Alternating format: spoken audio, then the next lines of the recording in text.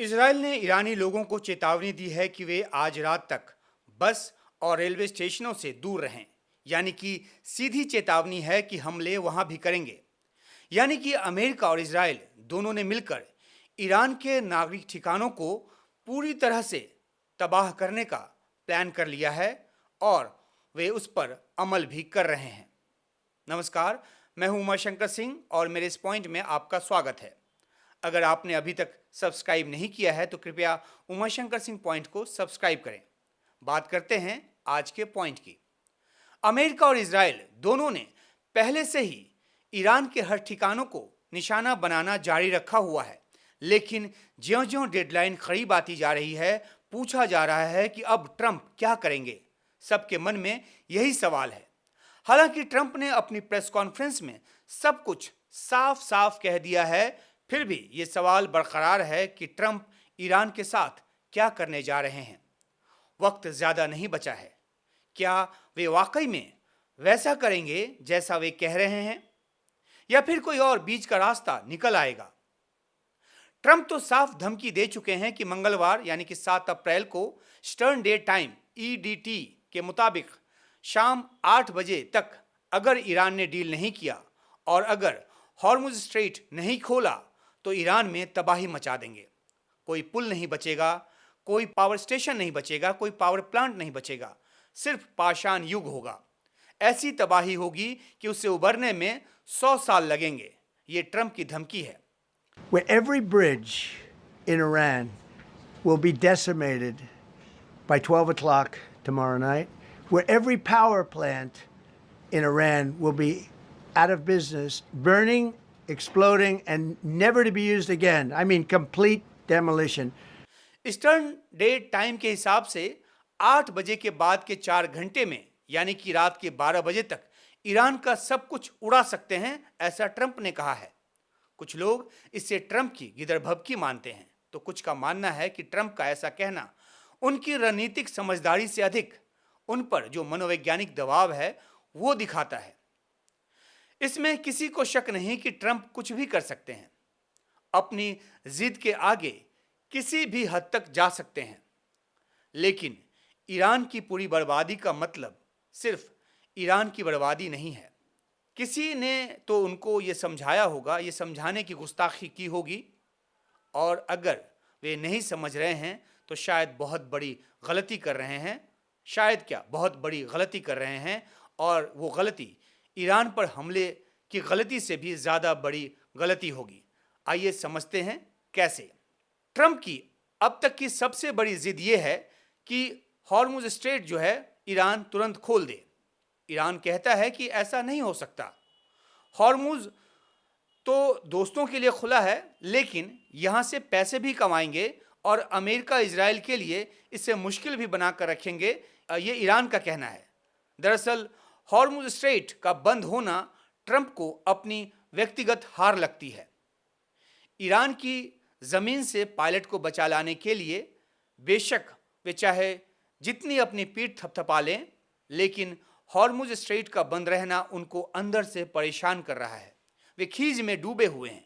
NATO से लेकर कई देशों तक से मदद मांग चुके, लेकिन मदद नहीं मिली। और ये भी उनके बयानों में खीज साफ नजर आती है। जब वे ऑस्ट्रेलिया की बात करते हैं, साउथ कोरिया की बात करते हैं या फिर जापान की बात करते हैं, किसी ने मदद नहीं की। ये बात वे खुद कहते हैं, और इसलिए वे और जिद पर अड़ गए हैं।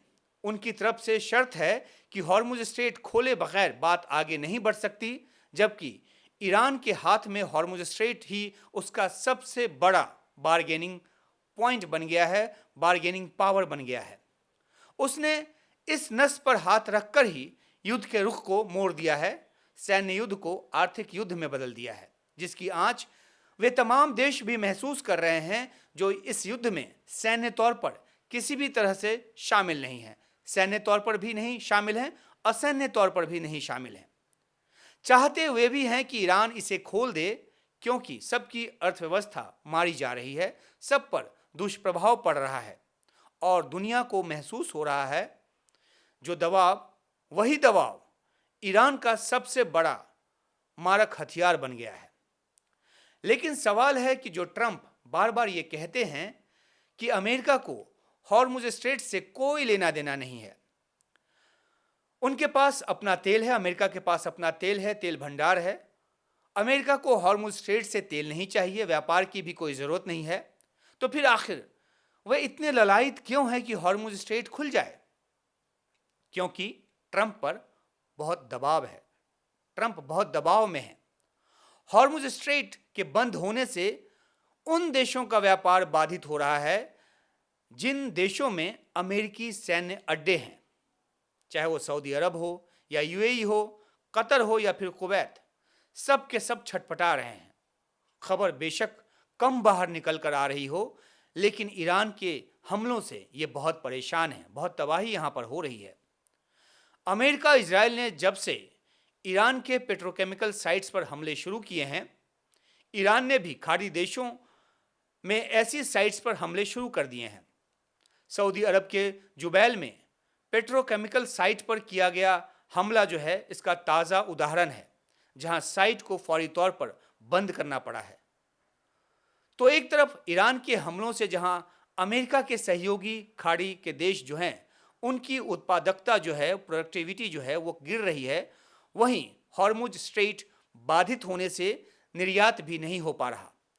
आंकड़ों की बात करें तो ईरान के हमलों और हॉर्मुज स्ट्रेट के बंद होने की वजह से जीसीसी देशों और इराक की तेल और गैस की उत्पादकता में 10 मिलियन प्रति बैरल प्रतिदिन तक की कमी देखी गई है। खाड़ी देशों के तेल गैस उत्पादन में 25 से लेकर 70% तक की गिरावट की बात की जा रही है। अलग अलग देशों के लिहाज से ये आंकड़े अलग अलग हैं। और सिर्फ तेल गैस नहीं, पेट्रोकेमिकल्स, सल्फर, एल्युमिनियम, असर सब पर पड़ा है। निर्यात रुकने से स्टोरेज भरे पड़े हैं। रिफाइनरीज, प्लांट पर सीधे हमलों से नुकसान बढ़ता ही जा रहा है, तबाही बढ़ती ही जा रही है। अभी तो जहाज के निकलने की जद्दोजहद है, यानी कि फारस की खाड़ी से जहाज निकलें, लेकिन एक बहुत बड़ी समस्या ये भी है कि जहाज माल लेने के लिए आ नहीं रहे। आएंगे तभी तो माल लोड होगा और फिर लेकर जाएंगे, लेकिन जो जा रहे हैं, निकलने की जद्दोजहद जारी है, माल लेकर जा रहे हैं, पहले से माल लोडेड है, लेकिन खाली जहाज वापस आ नहीं रहे, या निर्यात के दूसरे सामान को लेकर, आयात के दूसरे सामान को लेकर वो आ नहीं रहे, क्योंकि हॉर्मुज स्ट्रेट बंद है या बाधित है। कुल मिलाकर इन देशों की सांस अटकी हुई है। ये अलग बात है कि तेल की कीमतें बढ़ने से कम उत्पादन में ही कुछ हद तक घाटा पाटा जा रहा है, इसकी कोशिश की जा रही है, लेकिन ये पूरा नहीं बैठ रहा है। पाइपलाइन का जो विकल्प है उसको अपनाकर या फिर रेड सी का रास्ता लेकर कारोबार जारी रखना सऊदी अरब जैसे देश के लिए एक विकल्प तो है, लेकिन ये अंतिम समाधान नहीं है, लंबे समय का समाधान नहीं है। और वहाँ भी रेड सी की तरफ भी हुती के हमलों का खतरा है। ईरान धमकी दे चुका है कि उस रूट को भी बाधित किया जाएगा, और कुछ हद तक वो भी बाधित है। और इसलिए ट्रंप पर दबाव अधिक है कि जल्दी कुछ करो, और ट्रंप के पास गोला बारूद की भाषा में बोलने के अलावा कुछ नहीं है। वे जिस लाइन में, जिस पंक्ति में डिप्लोमेसी की बात करते हैं, उसी सांस में वे भारी तबाही की धमकी भी दे देते हैं।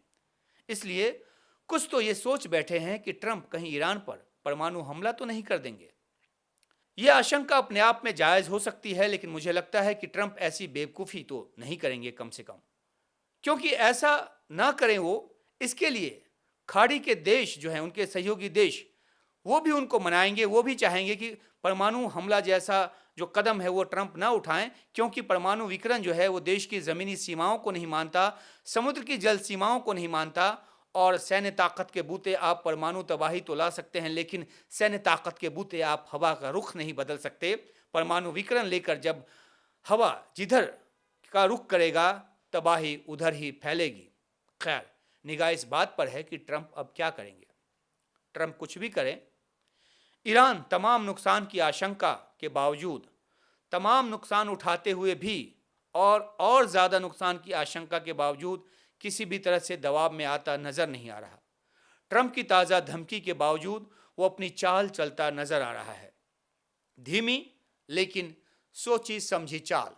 आप देखिए कि किस तरह से ईरान की सेना को ट्रंप ने ख़त्म बता दिया, लीडरशिप को ख़त्म बता दिया, लेकिन पिछले कुछ दिनों में कैसे ईरान ने इजराइल पर हमले तेज किए हैं और इजराइल से तबाही की तस्वीरें एक के बाद एक सामने आ रही हैं।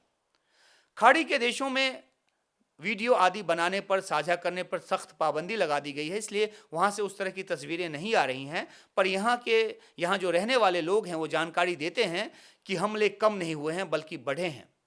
उनके पास मिसाइलों और ड्रोन के जखीरे कम होते, यानी कि ईरान के पास कम होते, तो शायद वह ट्रंप के दबाव में आ गया होता कि चलो मान लेते हैं ट्रंप की बात, कुछ झुक जाते हैं। लेकिन ईरान का अब तक दबाव में ना आना, न झुकना, ये बताता है कि मनोबल के साथ साथ काफ़ी हद तक उसके पास सामरिक बल भी मौजूद है और उसी के बूते वो लड़ रहा है। ट्रंप चाहे जो भी दावा कर लें कि ईरान ख़त्म हो चुका है, उसकी नेवी, उसकी सेना सब खत्म हो चुकी है, लेकिन ईरान जंग लड़ रहा है। और भीषण जंग के बीच ईरान ने एक सॉफ्ट मोर्चा भी खोल रखा है। ईरानी गीतकार, संगीतकार पावर प्लांट पर जाकर तान छेड़ रहे हैं, शांति का संदेश दे रहे हैं, मानवता की बात कर रहे हैं। ईरान के ऊर्जा मंत्री ने तो लोगों से अपील कर दी है कि वे पावर प्लांट के आसपास मानव श्रृंखला यानी कि ह्यूमन चेन बनाकर ट्रंप की धमकी का जवाब दें। ऐसे में अगर ईरान के पावर प्लांट पर अमेरिका बमबारी करता है तो हजारों आम लोगों की जान जाएगी, लेकिन ट्रंप को शायद इससे फर्क नहीं पड़ने वाला।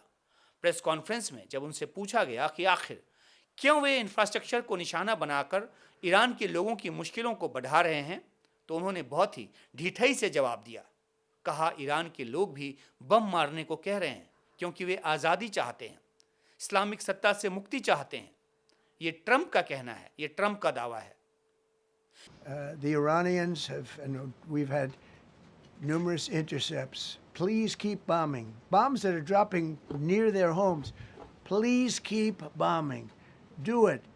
And these are people that are living where the bombs are exploding. And when we leave and we're not hitting those areas, they're saying, please come back, come back, come back.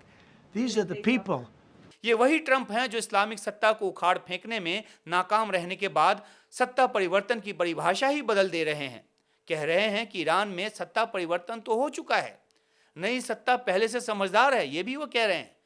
लेकिन वे जिस नई सत्ता की दुहाई दे रहे हैं, जिस नई सत्ता की बात कर रहे हैं और जिस भी आशय से वो बात कर रहे हैं, उस सत्ता से भी तो वो समझौता नहीं कर पा रहे हैं।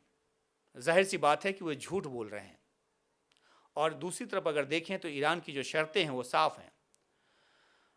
ईरान इसे कई बार दोहरा चुका है, अस्थायी युद्ध विराम नहीं, पूरी तरह से युद्धबंदी हो, आगे हमला न हो इसकी गारंटी हो, हमलों में हुई तबाही की क्षतिपूर्ति हो, उसकी भरपाई हो, और शांतिपूर्ण परमाणु कार्यक्रम पर कोई बंदिश न हो, और हाँ, हॉर्मुज स्ट्रेट से उसे फीस लेने की अनुमति हो, उसका अधिकार हो। ये शर्त भी ईरान की शर्तों में शामिल है।